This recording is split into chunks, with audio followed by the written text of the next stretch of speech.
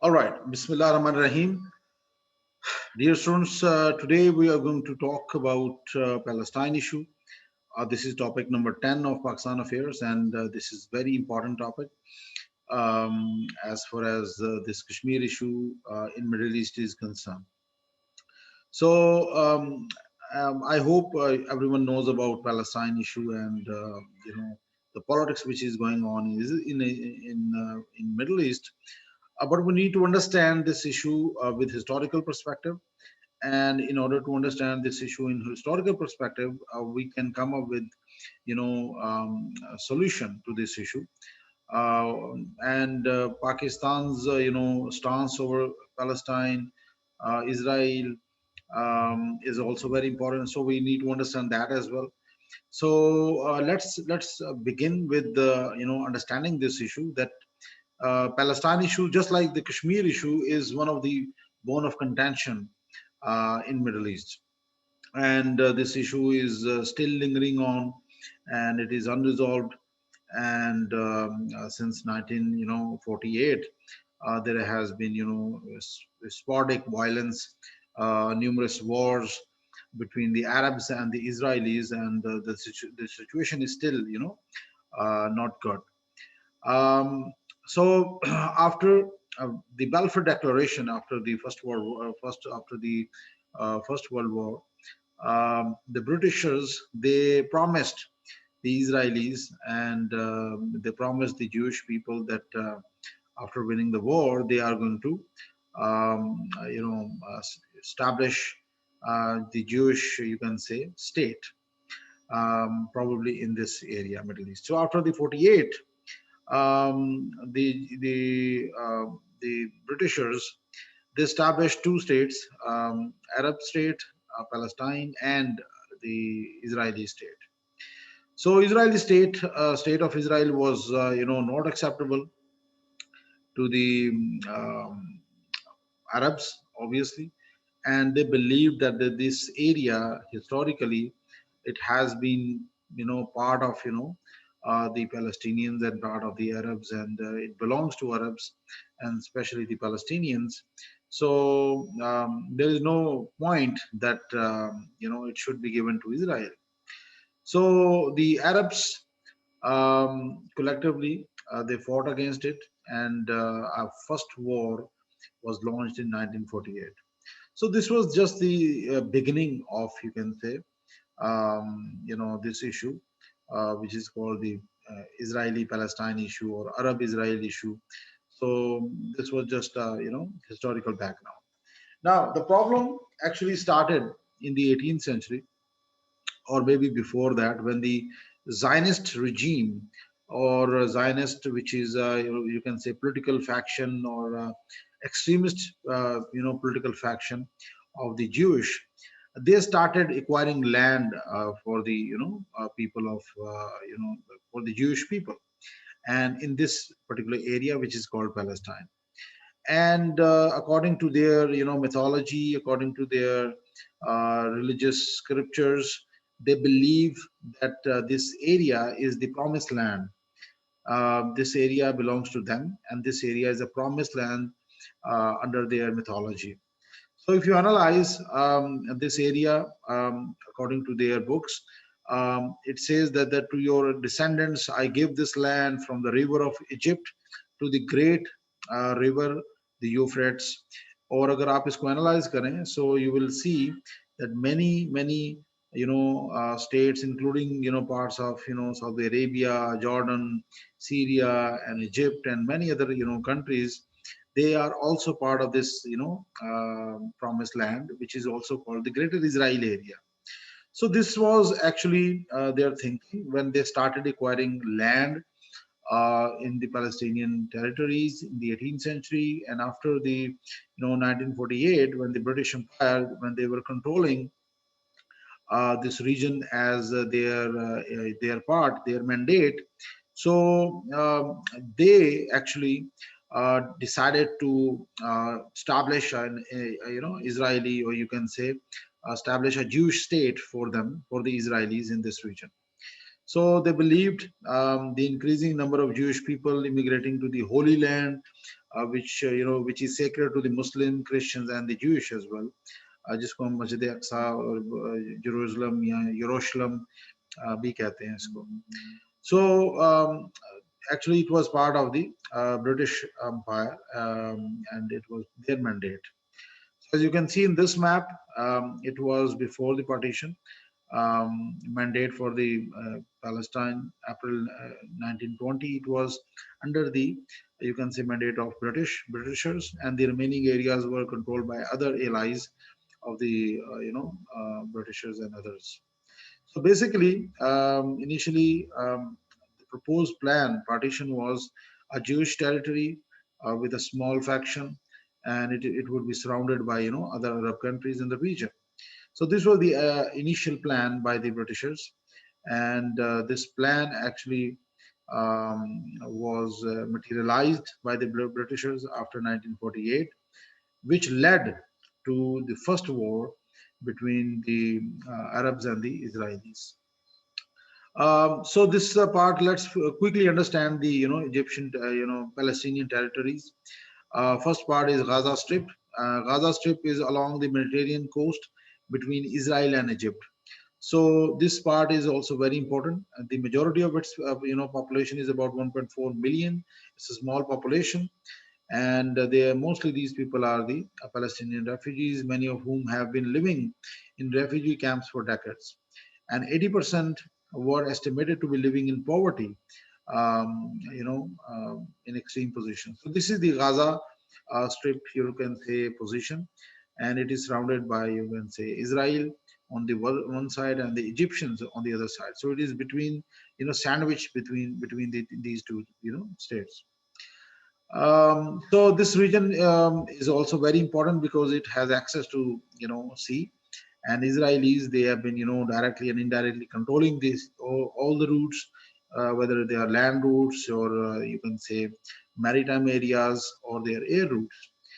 Oslo Peace Accord, which was signed in 93, Gaza was turned over to the newly created Palestinian Authority, and Gaza and West Bank. Now the two parts, they are controlled by different political authorities like Fatah and Hamas. Now these two, although they are Muslims, and but they have been fighting against each other, and this was the reason that this region, this issue, has not been resolved, because the Muslims, they have been fighting against each other for since long.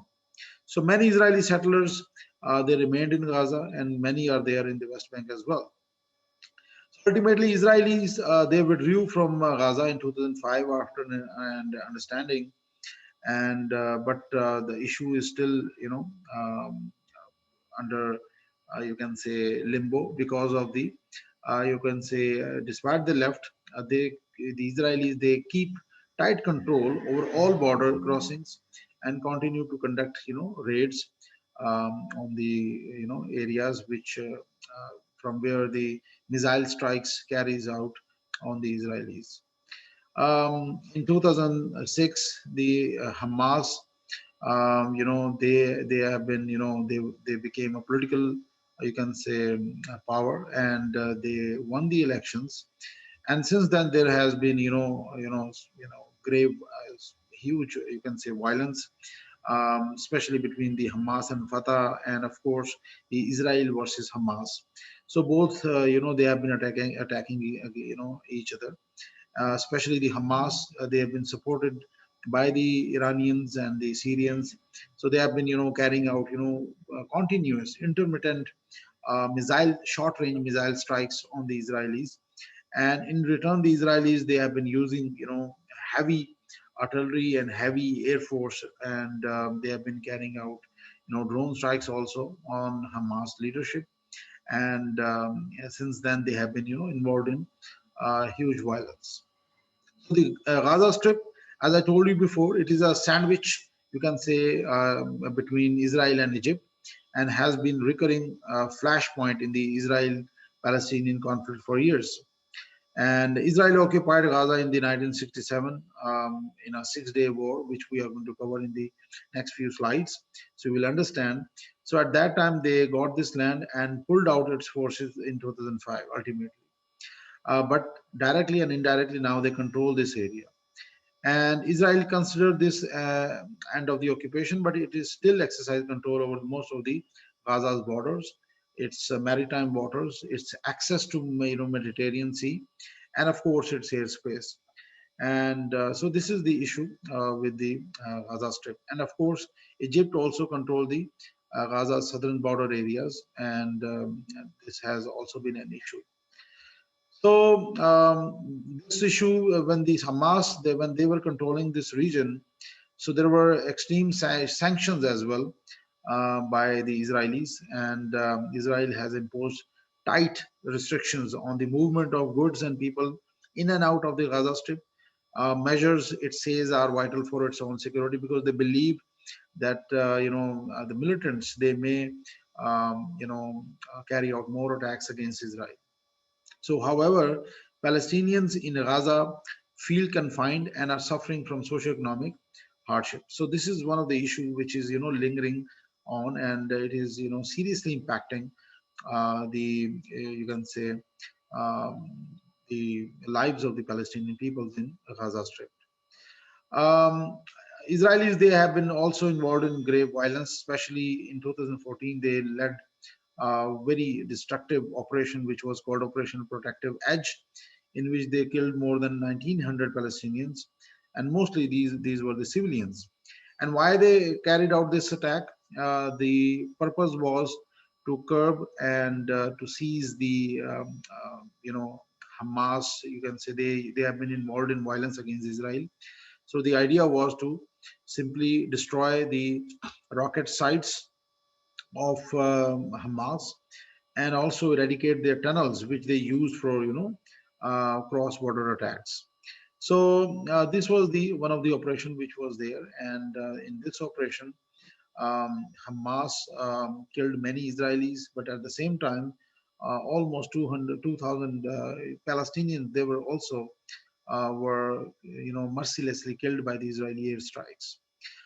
During this operation, more than 4,500 rockets and mortars were fired indiscriminately by Hamas on Israeli territories, in which, although the Israelis, they have got good air defense system, and it is believed that they blocked many of these rockets, but at the same time, many of the rockets, they also penetrated the Israeli air defenses because no air defense in the world can provide you 100% assured capability to block the missile strikes from the enemy.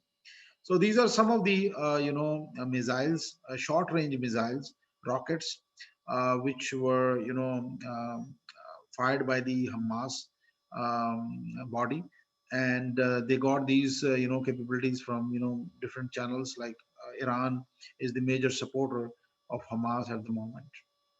So these missiles, or you can say rockets, they had different ranges, about 160 kilometers, 75 kilometers, 48 kilometers, and 17 kilometers. So they have the ability to strike, deep inside Israel, because it is, it is in close proximity with the Gaza Strip.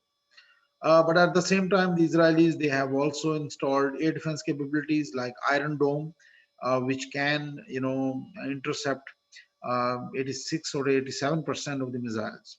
So this is just a snapshot of you can say an Arab-Israel conflict, in which I just gave you an intro about the problem, how it started, and what is the situation now. Now, Israel, Hamas, they are still involved in low-intensity conflict against each other, but it has recently it has cooled down because of the you can say Israel's brutal, you can say, offensive power capabilities. Whenever any missile takes place, rocket attack takes place, Israel carry out drone strikes or air strikes indiscriminately or on the Palestinian areas, in which they kill and injured many.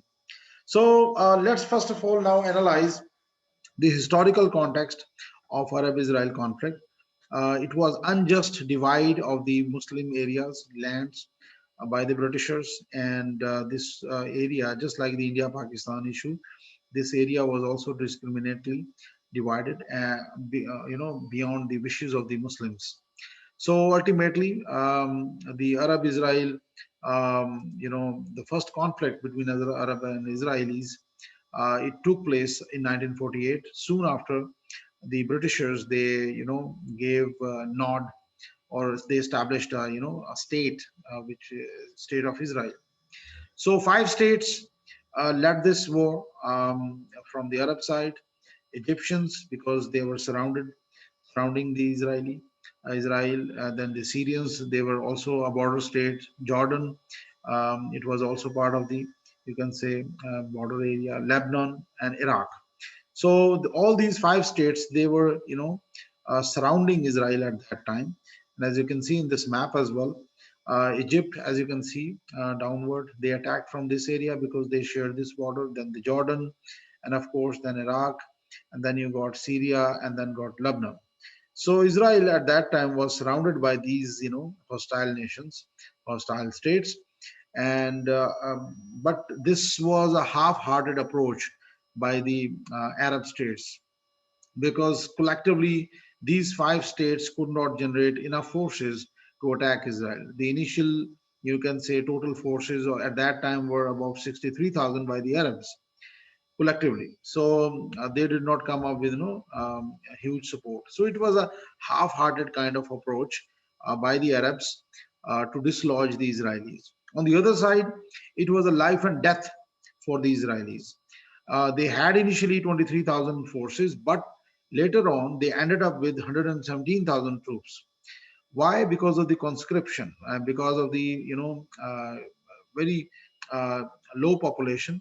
um, they made it compulsory for the 18 years plus male population, to join the military forces. So the people of Israel, they were very much committed, and they were passionate to defend their country. So they led this war, and they fought this war with full passion and full zeal and vigor. But on the other side, the Muslims were, they never deployed any offensive capabilities, and there were only 63,000. So according to military, you can say, experts, if you want to carry out an offensive operation, you have to have, double or triple the size of the forces. But here you can see the forces, the numbers were only 63,000, and on the other side, the Israelis, they were almost double the size of the Arab forces. So collectively, these states could not generate any significant pressure on Israel. And ultimately, what happened? It turned out to be a defeat for the Arabs, and it was the first defeat by the Arabs, by Israel on the Arabs. It was imposed by the Israelis, and ultimately, Israel, later on grabbed more and more land after 1948. Soon after 1948, again, problems started over the Suez Canal area, and the tensions mounted during 1956 as Israel became convinced that the Arabs were preparing for war.